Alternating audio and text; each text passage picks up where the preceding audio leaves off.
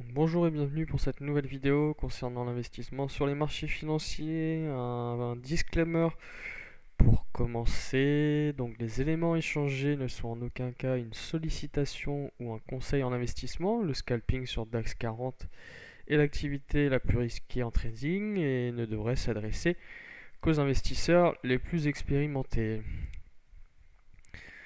Donc bienvenue à toutes et à tous. Il est 16h52, une vidéo de fin de journée, de fin de séance de trading, le 25 octobre 2022.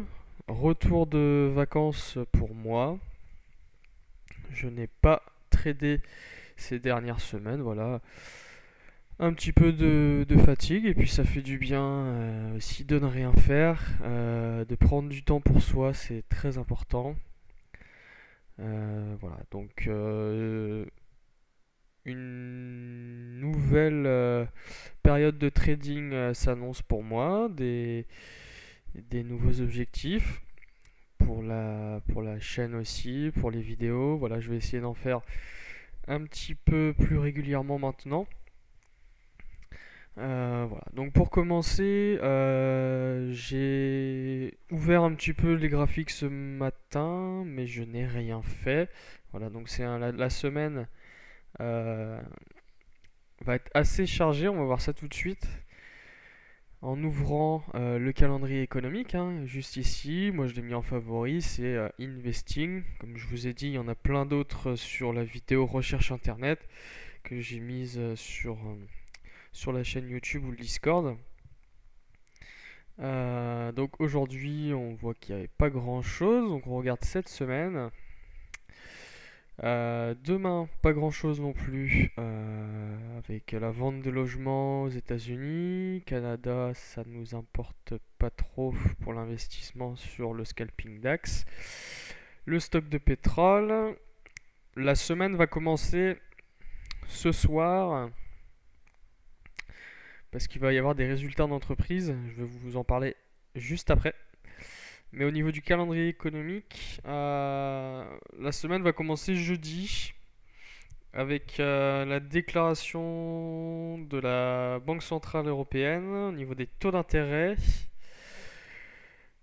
Conférence de presse de Christine Lagarde juste après. Voilà, donc en plus, avec ces annonces-là, on va avoir le PIB trimestriel américain. Donc potentiellement une volatilité attendue jeudi après-midi, ce qui est pas pour en déplaire aux scalpers, hein. C'est ça qu'on recherche, mais avant toute chose, il faut se tenir éloigné des marchés financiers quand il y a ces annonces-là, notamment au niveau des banques centrales, parce que c'est comme si on jouait à la roulette russe ou au casino. Le trading, ce n'est pas ça quand on est trader professionnel, quand on essaye de gagner de l'argent. Ne pas trader, c'est aussi trader. Voilà, donc pour ne pas jouer au casino, il faut se tenir éloigné pendant une période donnée des marchés financiers. Voilà, donc jeudi après-midi, je vais pas faire grand-chose. Et puis vendredi, j'ai pour habitude d'arrêter le trading aux alentours de 13-14 heures. Donc pareil, ça va pas être une semaine de reprise très intense, hein. Puis c'est pas plus mal, il faut aussi voir un petit peu comment les marchés financiers évoluent, se remettre en jambes, reprendre ses bonnes petites habitudes, vu que le trading n'est pas une activité routinière, mais c'est euh, une activité de patience, et puis surtout de, de- d'être en bonne condition, voilà, tout simplement pour pouvoir passer des ordres sur les marchés. Donc ça, c'est un petit peu le calendrier économique. Je n'ai pas rentré d'alerte dans le téléphone cette semaine. Je vais le faire, je pense, dans la soirée, surtout pour jeudi, pour me mettre des alertes, notamment pour les discours, pour la décision sur les taux d'intérêt. On voit que les taux d'intérêt sont actuellement à 1,25. Le consensus est attendu à 2%. Ça fait un delta quand même qui est pas négligeable. On est presque à 0, enfin on est à 0,75 en delta au niveau du consensus. Donc ça risque de faire bouger un petit peu, que ce soit à la baisse ou au contraire à la hausse. On n'en sait rien. Mais voilà, c'est pas négligeable, donc il faut se tenir éloigné, tout simplement. Ensuite, je vais vous parler des résultats d'entreprise parce que cette semaine, il va y en avoir. Notamment, on voit aujourd'hui, le 25, Microsoft et Alphabet. Donc Alphabet, c'est la maison mère de Google. Et Microsoft. Donc c'est des entreprises bien évidemment que tout le monde connaît. Et puis au niveau de la capitalisation boursière, ce sont des entreprises, hein, on parle souvent des GAFAM. Les GAFAM, Google, Amazon, Facebook, Apple et Microsoft. On a aussi Tesla qui vient se rajouter à ça de temps en temps quand il y a des annonces des résultats. Donc ce sont potentiellement ces entreprises-là qui font la pluie et le beau temps tout simplement sur les marchés financiers. Il y a plein d'entreprises, mais quand ces résultats arrivent, ils sont vraiment regardés par les investisseurs d'un œil très avisé et potentiellement, voilà, est-ce que ça va être bon pour les investisseurs, mauvais pour les investisseurs. Quand ces résultats-là arrivent, c'est là qu'on voit les tendances de court terme, bien évidemment. Donc il faut prendre en considération aussi, en plus des discours des banques centrales, il faut prendre en considération ces résultats d'entreprise. Donc ça c'est pour mardi. Donc on voit qu'il y a une palanquée de résultats. Le mercredi, on n'a pas grand chose. Et le jeudi, normalement, on a deux grosses entreprises. Voilà. On a Apple et Amazon. Donc pareil, c'est si vous connaissez pas Apple et Amazon, vous habitez pas sur Terre. C'est des entreprises, hein, pareil. Si les résultats sont décevants, les investisseurs vont automatiquement shorter les positions ou peut-être conforter les achats. Tout ça pour dire que c'est une semaine de banque centrale et une semaine de résultats d'entreprise assez puissantes. Donc, volatilité attendue. Ceci étant dit, on va passer sur la plateforme de trading MetaTrader 4 comme ceci. Donc on peut voir, hop, en cliquant ici, observation générale. Donc, on va aller sur le Nikkei. Le Nikkei est l'indice japonais. Donc là je vois rien de spécial, hein. On a été chercher des points bas dernièrement. Ici, on a fait un autre arrondi, un autre point bas, et puis là on repart tranquillement à la hausse, jusqu'où on n'en sait rien. Mais là on a repris un petit peu la tendance haussière. Voilà, on était, moi j'ai appelé ça dans mon jargon, on va dire un flash, même si c'en est pas un, mais là on était vraiment sur une limite basse en fait, où juste après on voit ici on a des points bas, on en a un ici, mais quand on voit ce troisième niveau de support ici, premier point de contact, enfin premier point de contact, deuxième point de contact, troisième point de contact, on voit ici le troisième point de contact, généralement c'est si ça casse, on peut encore aller plus bas, quoi. Et puis c'est vrai que quand on est acheteur ou quand on fait du scalping, c'est pas très grave, mais quand on est investisseur sur le long terme, comme beaucoup de personnes, c'est après on sait plus, quoi, on sait pas où on va aller. Donc ici moi j'ai surveillé attentivement cette zone, que ce soit sur le Nikkei, hein, ou sur le CAC 40, c'est un petit peu moins flagrant. Mais on peut regarder sur le DAX. Moi sur le DAX, voilà, on voit que on a ce point bas en fait qui est représenté par rien du tout. Et puis, bah, on ne sait pas où on va, quoi. On continue à descendre, on continue à descendre. On voit depuis qu'on a été chercher les 16 300 points, hein, que j'ai matérialisé par cette ligne ici, cette ligne rouge.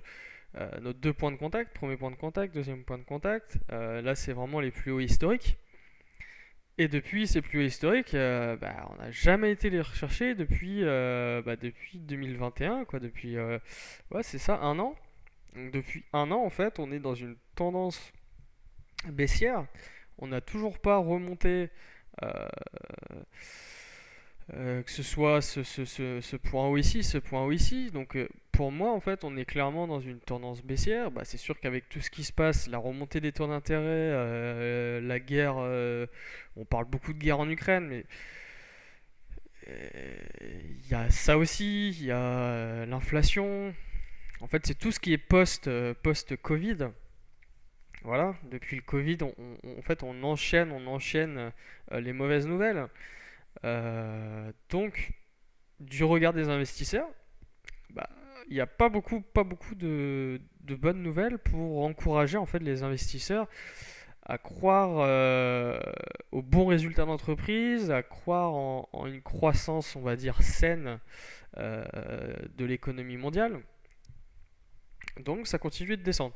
Voilà. Donc ça aussi que j'ai pris un petit peu de recul de vacances parce que bah, quand on est fondamentalement aussi, et quand on est fatigué, quand on n'a que des mauvaises nouvelles, que plein de choses, plein de choses, plein de choses, bah, il y a un moment où il faut aussi se dire, voilà, on va arrêter un petit peu, et puis on revient quand on se sent bien, pour refaire un petit peu d'investissement. Voilà. Mais voilà aussi une des raisons pourquoi j'ai pas tradé énormément ces derniers temps, parce que voilà, bah, toute cette succession en fait euh, de, de, de choses négatives sur les marchés financiers font que bah, ça pèse aussi sur sa façon de trader. Voilà, donc il faut aussi savoir comprendre ces signaux-là. Là, je vous fais un petit peu de cours, on va dire, de psychologie personnelle, mais c'est aussi important pour être performant sur les marchés financiers. Au-delà des stratégies, même si une stratégie, quand on la maîtrise, quand elle est bonne, il faut savoir se dire que si on a des faiblesses, il faut savoir prendre du recul. Voilà. Donc, une fois que ça est passé, on se remet devant les marchés. Et puis moi, ça commence dès aujourd'hui. Voilà. Donc c'est pour ça que je voulais vous faire une vidéo de reprise pour vous continuer un petit peu à vous présenter ma stratégie, ma façon de trader. Donc voilà, on voit ici le Dow Jones, donc pareil, hein, on a été chercher des points bas, on savait pas où on allait, et puis là, bah, on a un joli rebond, voilà. On n'a toujours pas remonté tout ce qu'on avait perdu depuis cet été, mais on est en bonne voie. Voilà. Ici, le S&P 500, pareil, et puis le Nasdaq, pareil. Donc on voit, les marchés sont, on va dire, pour moi, ils sont dans une tendance baissière, avec des rebonds, des forts rebonds, mais la tendance est toujours baissière. Voilà. Donc, c'est bien aussi pour acheter parce que plus on va être bas sur un indice ou sur une action, bah, plus potentiellement la zone d'achat va être intéressante. Plus on est haut, moins la zone d'achat va être intéressante. Ça paraît logique. On va aller maintenant sur notre plateforme de scalping. Et donc, comme je reprends, on voit que il n'y a pas grand chose à part les bougies et puis la moyenne mobile avec les niveaux ici en 25 points, les paliers de 25 points. Donc ce que je vais faire, c'est que je vais placer sur une échelle de 24 heures. Donc hier on était le 24, donc le 24 à 9 heures. Voilà, ici. Donc comme moi j'ai un décalage horaire, ça fait 8 heures, heure de cotation d'Admirals, mais ici c'est marqué 9 heures.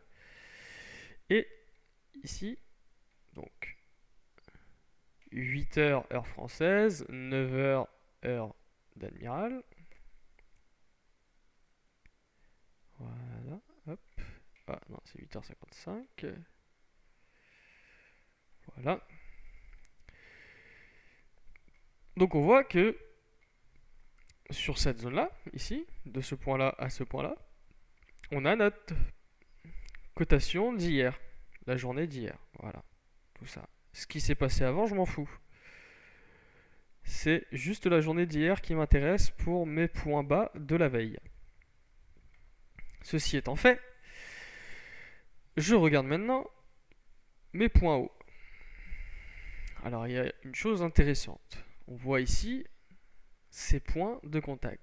Un point de contact, deux points de contact, trois points de contact, 4 points de contact, 5, 6, 7 points de contact.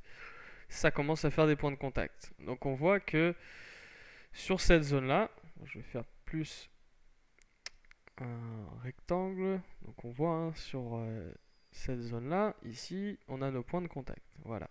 Donc là, je me dis que on a potentiellement notre point haut du jour. Mais qu'est-ce que le marché est en train de faire? Il est en train littéralement de casser son plafond de verre. Donc on se souvient, hein, si vous avez regardé les précédentes vidéos, quand on a ça, sans avoir cette cassure par le haut de ces points de contact, pour moi, le point haut du jour, il est là. D'accord? Hop. Tac. Donc on va le mettre à 12 974,75. Voilà. D'accord? Maintenant, le marché, qu'est-ce qu'il est en train de me dire? Il est en train de me dire que ça y est, il a réussi à casser les 13 000 points, ce qui est une bonne nouvelle, parce que le marché poursuit sa hausse, grâce certainement aux Américains. Ils sont toujours derrière quelque chose, ces Américains. Donc, pour moi, le point haut, il est sur les 13 000 points. J'ai pas encore la confirmation des 13 025. Pour moi, c'est encore un petit peu fébrile. Donc, pour une marge de sécurité, je vais me mettre sur les 13 000 points. Voilà.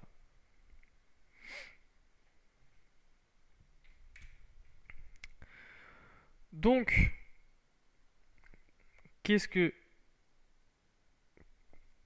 pourquoi je fais ce point haut du jour?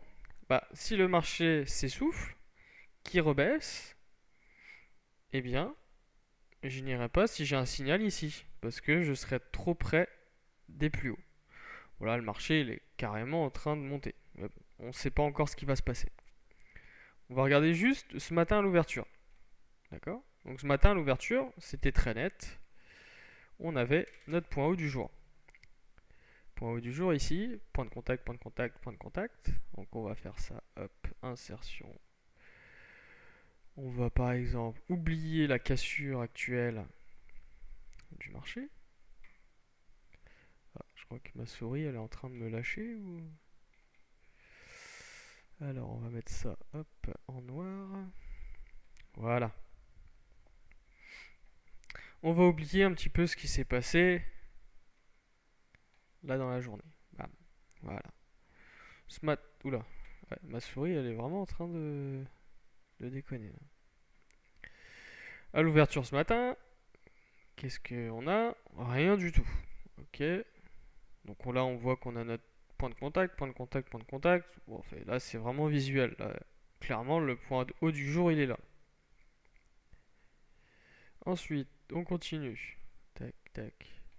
On voit ici, après le point de contact ici, le marché s'est effondré. Enfin, effondré. Il a fait une petite baisse.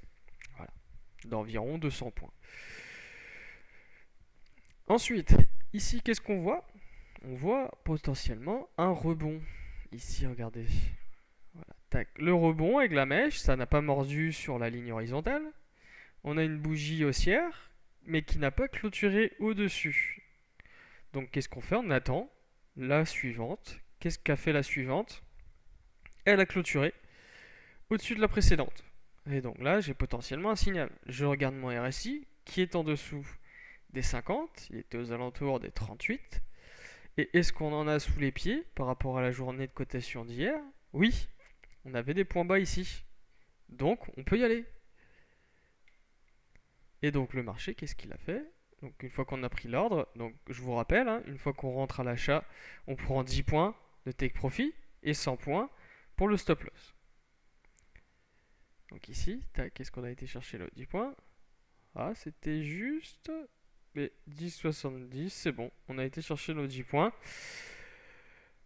en 10-15 minutes. Voilà. Donc en 10-15 minutes, on a fait nos 10 points. Le marché a poursuivi à baisser, il monte. Voilà, tac. Il fait une baisse. Ok. Ici, qu'est-ce qu'on a? Eh bien, on a ici un rebond. La bougie qui clôture, mais qui ne clôture pas au-dessus de la précédente. Donc, on attend. On a ensuite, ici, pareil, c'est pas franc. Mais là, on a une autre bougie qui clôture intégralement au-dessus de la précédente. Donc là, ici, 10 points. Le marché baisse un tout petit peu. Et on a été chercher nos 10 points. Voilà, donc deuxième trade de la journée. On en avait pareil sous les pieds, toujours la même cotation. Par rapport à la cotation d'hier, on en avait sous les pieds. Pas de souci. Le marché baisse. Et là, on a la poursuite haussière. Franchissement de moyenne mobile 100. Ça, c'est une configuration que j'aime pas du tout. Parce que quoi? Parce que c'est pas franc. On a la bougie qui franchit, mais après on a une bougie qui clôture, une bougie baissière qui vient mordre. Ça repart à la hausse, ça baisse, ça repart, là ça clôture, mais pour moi c'est pas assez franc. Donc même si j'ai pas tradé, je l'aurais pas pris à l'instant T. D'accord? Le marché monte, monte. Voilà. Et donc là on voit on a notre cassure des points hauts ici, voilà. Donc ici, on peut clairement se dire, voilà, on va sur les 13 000. Pourquoi pas les 13 025 en point haut? On peut aller voir sur 30 minutes. Une heure, non, c'est trop juste. On va laisser sur les 13 000 points. Voilà. Quand vous avez un doute, et quand j'ai un doute, je préfère toujours être plus sécure. C'est-à-dire de mettre un petit peu plus bas mon point haut du jour plutôt que de me dire ah si il va être là, il va être là. Pour moi c'est un petit peu fébrile comparé au précédent plus haut. Le marché peut très bien repartir à la baisse à toute allure. Donc je préfère le laisser sur les 13 000 points. En plus c'est un niveau tout rond. On a eu du mal à le franchir, donc potentiellement pour moi ça reste le point haut. Peut-être que dans 1 heure ou 2 heures ce sera les 13 100 points ou les 13 50 ou 75 points. Mais pour le moment 13 000 points, plus haut du jour pour moi. Voilà, il y a pas... C'est safe, secure. Voilà. Ensuite, on peut regarder sur le M15. Donc, on voit ici, en fait, c'est pour ça que j'ai toujours les deux. Parce que des fois, il y a des signaux sur le M15 qu'il n'y a pas sur le M5. On voit ici sur le M5 que ça mord. Ça marche très clairement. Mais qu'est-ce qu'il a fait de marché? Il a baissé ici. Hop. Et là, il n'a pas mordu, il a méché. Donc ici, bougie haussière. Ici, c'est une bougie haussière, mais c'est vraiment très... voilà, on ne sait pas si ça... Pour moi, c'est même un doji, quoi. Le doji, c'est la cotation d'ouverture qui est égale à la cotation de fermeture.